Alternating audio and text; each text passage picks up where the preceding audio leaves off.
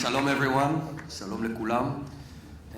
First of all, it's a huge honor to be here, and I have to say that Shurat HaDin, I view it as a true strategic asset to the very security of the state of Israel. And I am not using those words lightly. There's lots of great NGOs operating in Israel. I can say that in terms of the effect, and I'm speaking as someone who has spent the past 6 years in Israel's inner security cabinet, Shurat HaDin has been contributing immensely to our ability to defend ourselves. And I think the topic of this conference is vital, and certainly we're going to talk about it.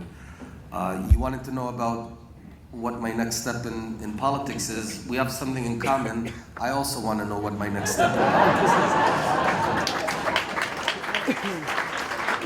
is. So we'll leave that for a different opportunity. I'll tell you, just as way of background, so I spent about 15 years in the military as a soldier, as an officer in reserve, and my expertise was hunting down missile launchers and destroying them. I'm really good at it. If you ever need at home, a plumber, a missile destroyer, call me.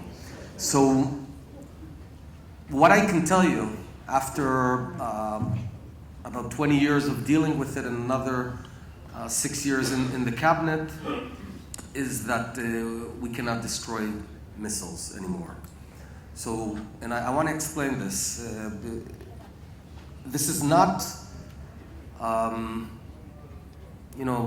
something, a side dish in war. We're not talking about some nice-to-have aspect of war.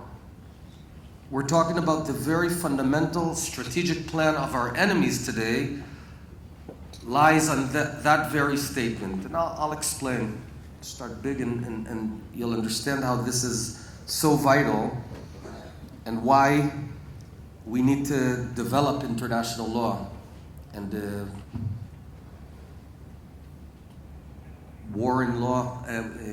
war law.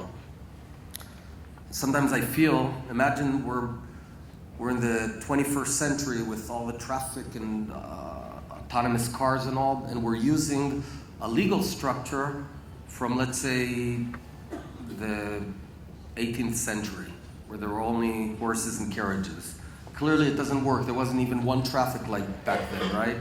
And they didn't have cars. So you have to develop the law to suit the reality on ground, and it's not happened. And because the reality is way ahead of law, Israel's ability to defend itself is impaired. And now I'll explain all of that. I'll just welcome former Prime Minister Tony Abbott of Australia, a huge friend to Israel.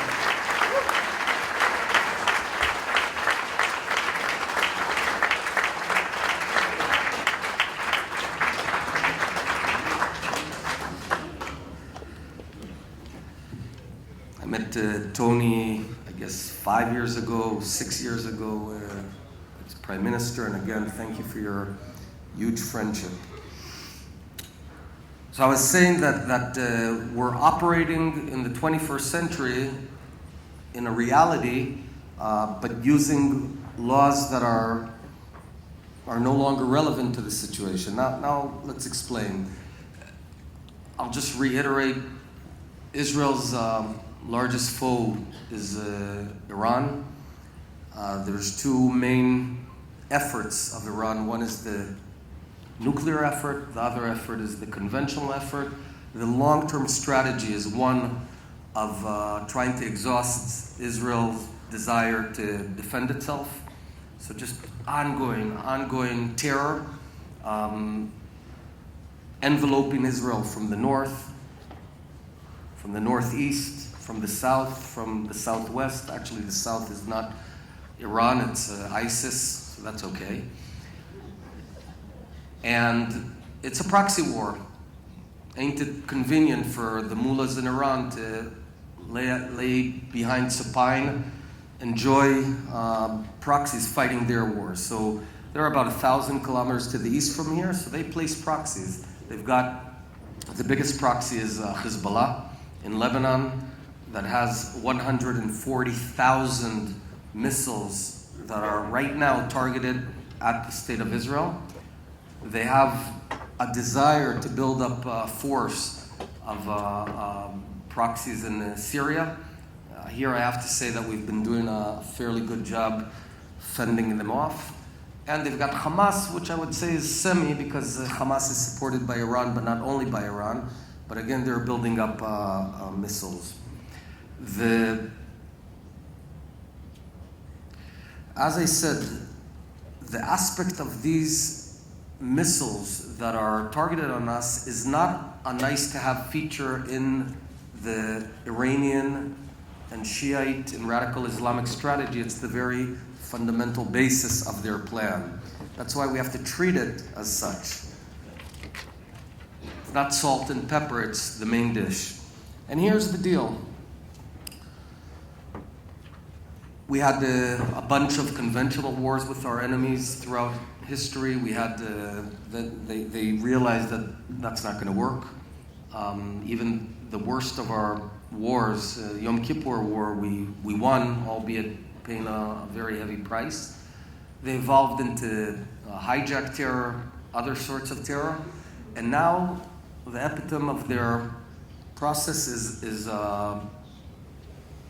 piling up on tens of thousands of missiles, embedding them within homes, and being ready to shoot population centers in Israel, or actually shooting on population centers in Israel in order to kill Israelis. That's the plan. And it's pretty remarkable because I had been fighting Hezbollah back in the 90s. If anyone had told me back then that this guerrilla force will one day be Israel's central threat, I would have laughed. But in fact, they have, and we can talk about how that happened, but not today. I want to talk about what can we do and what can we not do.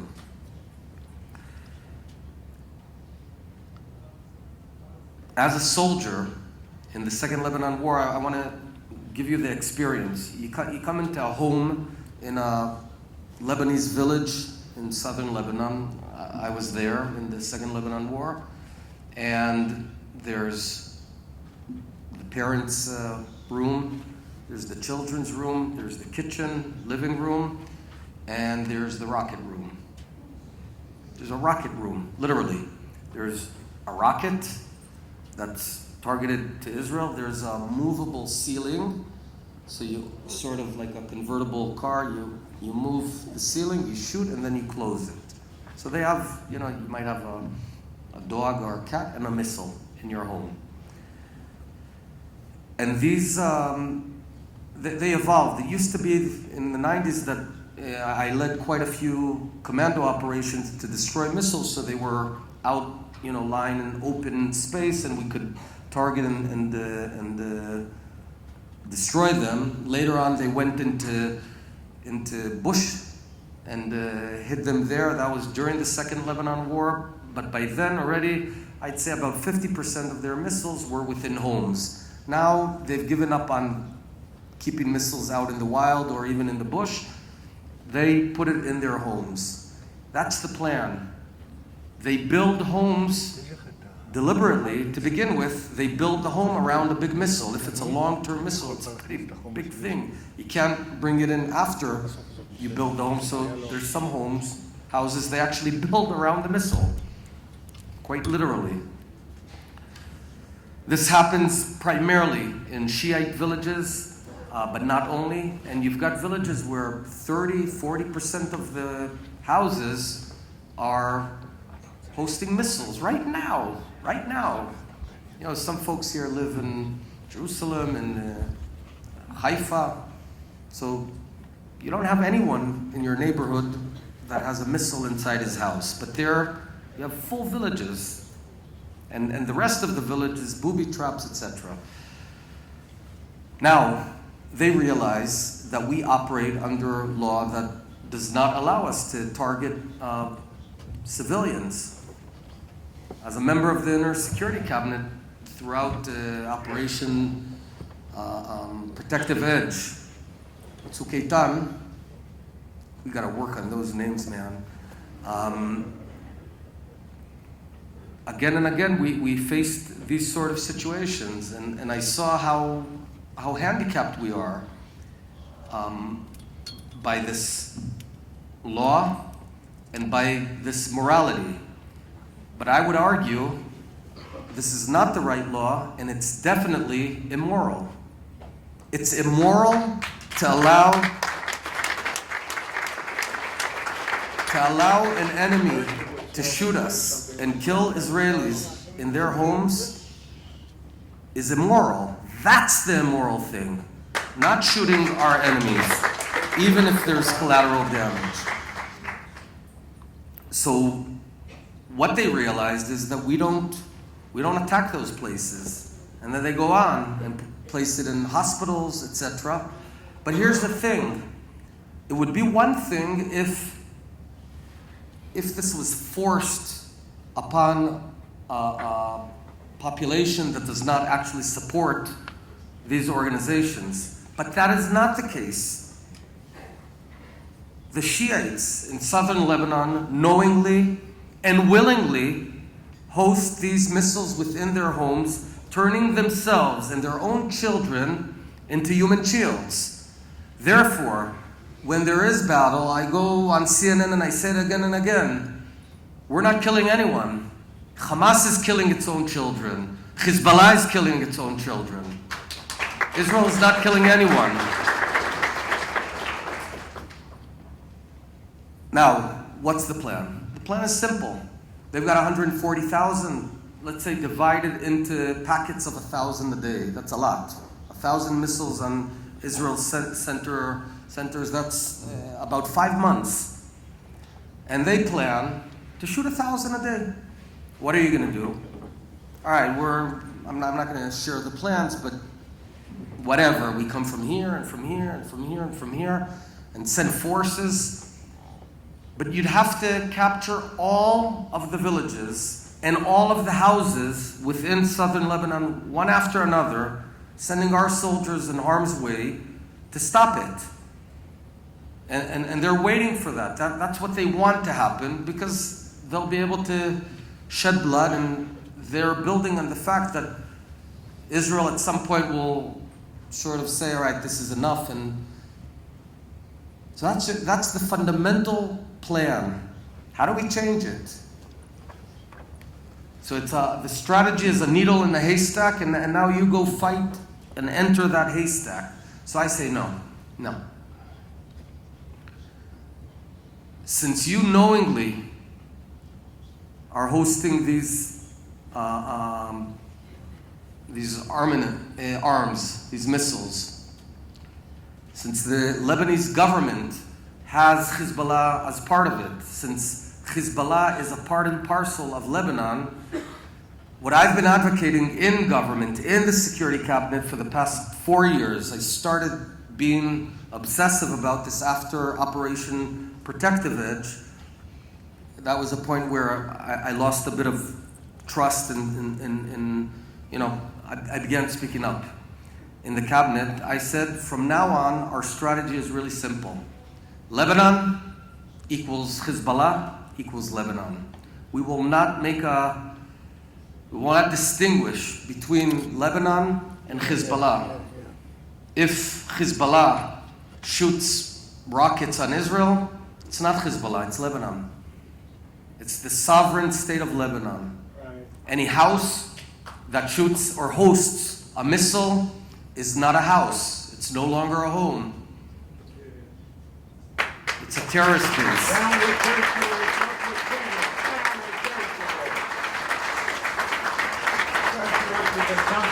Now, there was huge resistance to this approach at the beginning, and there she was, the donkey. And I'm pretty persistent, though, and I can tell you at this point, it's not yet the official policy, but it's the de facto policy of Israel. And from here, I want to be very clear towards our foes in in Lebanon right now, talk about Iran afterwards, but in Lebanon,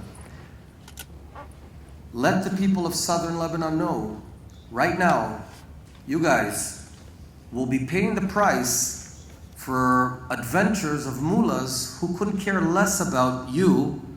You're fighting a war that's not yours. The mullahs want to hit Israel, and they're under financial distress because of the remarkable sanctions that President Trump has been applying on Iran. So what do they want to do? They want to wiggle out of those sanctions by creating a mess here, and then sort of part of the deal will be stop the sanctions and you stop shooting. So here's what Nasrallah knows, but he's not telling his people, so we'll tell his people. Nasrallah is loyal to two different kings. One of them is Iran and the other is Lebanon. Now, his claim to fame was defender of Lebanon, right? In the 90s, Hezbollah supposedly pushed Israel out. And back then Israel was in Lebanon, but we're not there anymore. We have no territorial claim. We have nothing with Lebanon. The Lebanese people are leading good lives right now. So they have to realize right now, as we speak, let this message resonate there, that because of adventures of mullahs in Iran, and because of financial distress of mullahs in Iran, they're about to mess around with the lives of tens of thousands, hundreds of thousands of Lebanese citizens, and Nasrallah will be to blame. He's not going to be the defender of Lebanon. Nasrallah, if he plays his cards wrong, will become the destroyer of Lebanon. And the population won't like that. People like to live. By making this point now, we do three things that are good. A, I think we can reduce the chances of war with Lebanon and Hezbollah because Nasrallah does count as public. B, we can shorten the time frame of a potential third Lebanon war. And C, after that war, God forbid, I think Lebanon will understand that they will not want another one. So we have to change the rules. I've been in quite a few situations where the legal rules were immoral. They bound our soldiers' arms. I saw some generals being very proud about that. It's not something to be proud about. There's only one thing to be proud about: defending your people.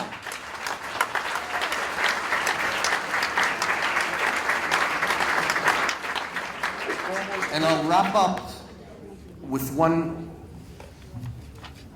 point. I don't want to come about as militaristic, seeking war. I don't.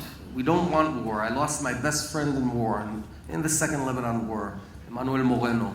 War is bad. But we've not chosen our neighbors. And we've got lousy neighbors. What I can say is there's nothing more moral than this, than developing and being the trailblazers of this. Israel wants to be light upon nations, and in many cases is because of necessity, right? We don't have water, so Israeli engineers developed a machine that makes water out of air. It exists, it's up and running. Israel has, because we don't have water, we have the highest percentage of desalinated water in the world. And we're proud of it because of necessity. And now we can provide water and water technologies around the world. Because we have such a small land, we have to produce more cucumbers and more tomatoes and more milk per cow because we just don't have enough land. And we're doing that. So necessity helps us become a lighthouse upon nations. But here's a new necessity.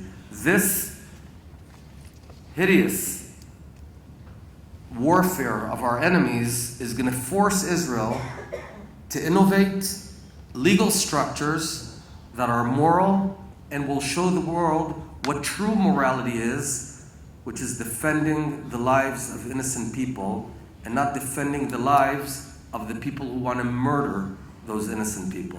Thank you very much.